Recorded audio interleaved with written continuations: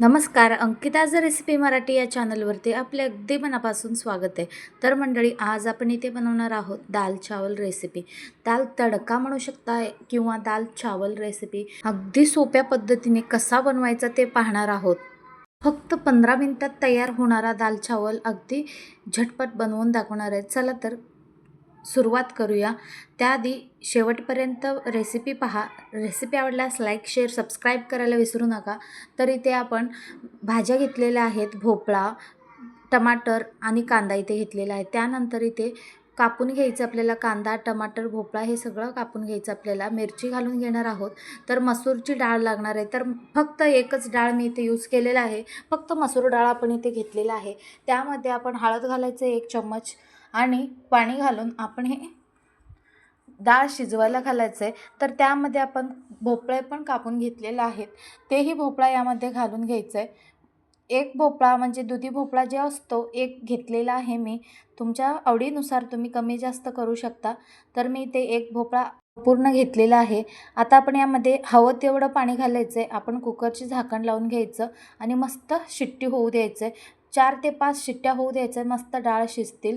तोवर इकडे आपण अद्रक, लसूण आणि कोथिंबीर याचा पेस्ट करून घेऊयात. अद्रक, लसूण, कोथिंबीर याचा पेस्ट तयार झाला की इथे आपण लगेचच एक कुकर ठेवून घेणार आहोत. तर कुकरमध्ये तेल घालून घ्यायचं आहे. कुकरमध्ये तेल घालून घ्यायचं 2 चम्मच इतका. तेल छान गरम होऊन द्यायचं आहे. त्यानंतर आपण जिरे यामध्ये घालून घ्यायचे. इथे आपण जिरा राईस बनवून घेत आहोत.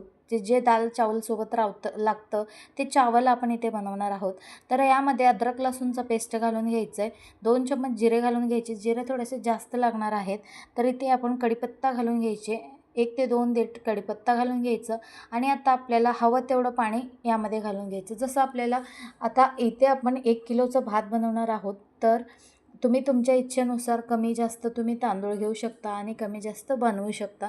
तर मी ते 1 किलोचा बनवत आहे. तर इथे आपल्याला लागणार आहे 1 किलो तांदूळ आणि त्यामध्ये थोडंसं तांदळामध्ये एक सिक्रेट टिप्स आहे. ते म्हणजे थोडंसं तेल घालून आपण तांदळाला व्यवस्थित लावून घ्यायचं आणि आता आपण यामध्ये कुकरमध्ये चवीनुसार मीठही घालून घ्यायचं आहे.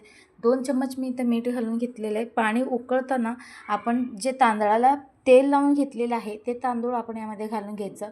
तांदूळ असं केल्याने काय होतं तर अजिबात चिटकत नाही, एकदम मोकळा होतो. जसं आपल्याला बाहेर मिळतं तसा आपला भात तयार होतो. अजिबात एकमेकाला चिटकत नाही.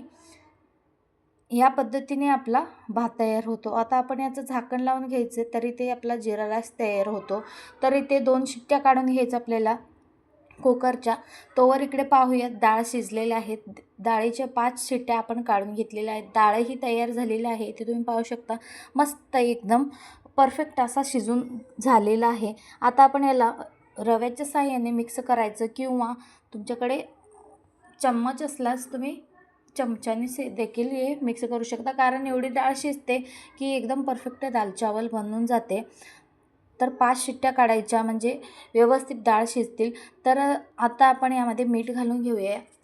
2 ते 3 चम्मच आपण मीठ घालून व्यवस्थित रव्याच्या साहाय्याने हे मिक्स करून घेणार आहे. या पद्धतीने व्यवस्थित मिक्स करून घेतला तर इथे पाहू शकता एकदम गाढा डाळ असं तयार झालेलं आहे. आता आपण याला तडका देणार आहोत. एकदम परफेक्ट दाल चावल आपण इथे बनवणार आहोत. अगदी घरच्या घरी कोणीही सहज बनवू शकेल अशी ही दाल चावल रेसिपी आहे. तरी ते एक पातेलं ठेवून घेतलेलं आहे. पातेल्यामध्ये 2 चम्मच तेल घालून घ्यायचे. तडका लावणार आहोत. आपल्या डाळीला तडका देणार आहोत. तरी ते तेल छान गरम होऊ द्यायचं. तेल छान गरम झाला की त्यामध्ये आपण जिरे घालून घेणार आहोत. जिरे 1 चम्मच घालून घ्यायचं आपल्याला. 1 चम्मच जिरे घालून घ्यायचे. त्यानंतर एक कांदा बारीक चिरलेला आपण यामध्ये घालून घ्यायचं आहे. कांदा घालून मस्त परतून घ्यायचं आहे. ते तुम्ही पाहू शकता अगदी मस्त असं आपण परतून घेऊयात. मस्त तयार होतो आपला कांदाही तयार झाला की त्यामध्ये आपण घालणार आहोत अद्रक लसूण याचा पेस्ट. अद्रक लसूण कोथिंबीर हे एकदम आपण मिक्स करून घेतलेलं आहे. आता आपण यामध्ये घालून घ्यायचं आणि हे सगळं व्यवस्थित मिक्स करून घ्यायचं आहे. व्हिडिओमध्ये पाहू शकता या पद्धतीने. आता आपण यामध्ये मिरची घालून घेणार आहोत. 2 ते 3 मिरची आपण यामध्ये घालून घ्यायच्यात. जसे आपल्याला मिळतात फोडणीची मिरची ते आपण यामध्ये घालून घेतलेले आहेत. आता आपण कढीपत्ता घालून घेणार आहोत देठासकट आपण कढीपत्ता इथे घालून घेतलेला आहे. आता आपण लाल लाल तिखट घालून घेणार आहोत. चवीनुसार कमी जास्त तुम्ही करू शकता. इथे जास्त लाल असलेला लाल तिखट मी इथे वापरत आहे. इथे 2 चम्मच मी घेते. तुम्हाला तुमच्या आवडीनुसार कमी जास्त तुम्ही करू शकता. आता आपण हळद 1 चम्मच घालून घ्यायचं आहे आणि तेही व्यवस्थित मिक्स करून घ्यायचं आहे. त्यानंतर आता आपण डाळ घालून घेऊयात. मस्त असा आपला हा डाळ तयार होतो. एकदम गाढा डाळ आपण बनवून घेणार आहोत. दाल चावल बनवताना आपल्याला गाढा डाळ लागतो, त्यामुळे जितकं पाणी लागतं तेवढं आवश्यकतेनुसार घालून घ्यायचं आहे. आणि हो, यामध्ये तुम्ही दाल तडका मसाला घालायला विसरू नका. दाल तडका मसाला तुम्ही कोणताही घेऊ शकता, जसं सुहाना मसाला घेऊ शकता किंवा एव्हरेस्टचा पण मिळतो. अगदी सहज कुठेही कोणत्याही किराणा स्टोअरमध्ये मिळू शकतो. तर तुम्ही तिथून दाल तडका मसाला घ्यायचं आहे आणि यामध्ये घालायचं. एकदम परफेक्ट गाढा दाल चावल तयार होतो आपला.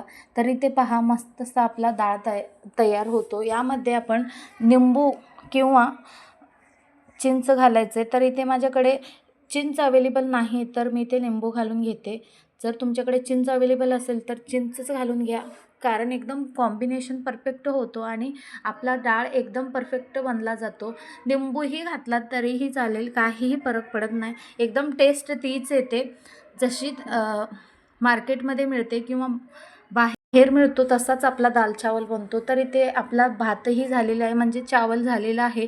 त्यामध्ये आपण आता फूड कलर घालून घ्यायचं आहे. दाल शिजला, आता आपला चावल देखील झालेला आहे. थोडंसं आपण यामध्ये पाणी घालून घ्यायचं. या पद्धतीने आपण ऑरेंज कलर इथे घेत आहे. ते आपण कडेने घालू शकता किंवा सगळीकडून घातलात तरीही चालेल. तर आता आपण ही एक साईडला घालून घेतलेलं आहे. इकडून आणि तिकडून थोडंसं असं आपण कॉम्बिनेशन बनवून आपण दाल चावल सोबत सर्व करायचं आहे चावल.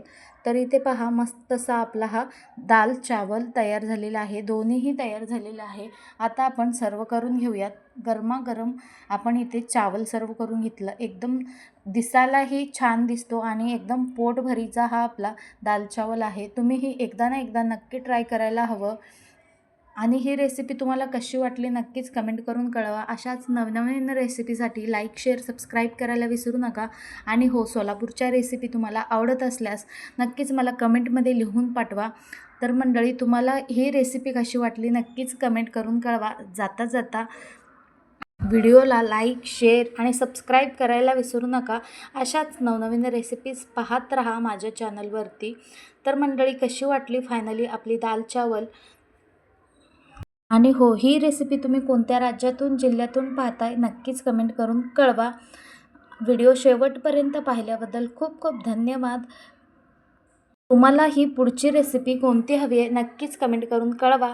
भेटूयात अशाच नवनवीन रेसिपीसोबत. तोपर्यंत खात राहा, स्वस्त